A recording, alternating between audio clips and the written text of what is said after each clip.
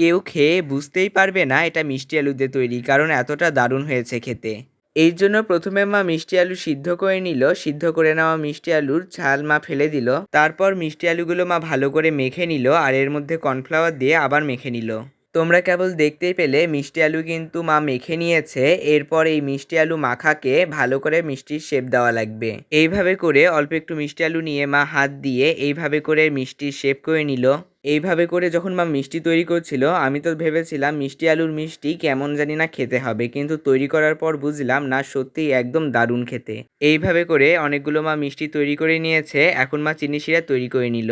জলের মধ্যে এলাচ, তেজপাতা, চিনি দিয়ে ভালো করে মা ঘন করে নিল। এভাবেই তৈরি হয়ে গেল চিনির শিরা। তারপর কড়াইতে তেল গরম করে নিয়ে গরম তেলের মধ্যে মিষ্টিগুলো মা ছেড়ে দিল আর ভালো করে ভেজে নিল।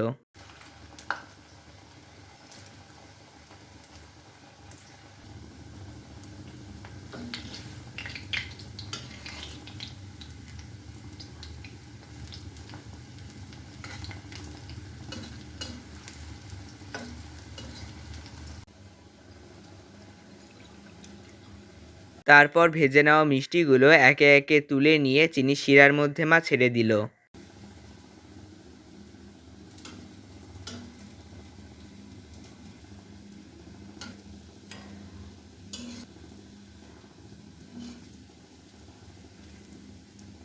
এখন মিষ্টি ঠান্ডা হয়ে গেছে আর এর মধ্যে রসও ঢুকে গেছে।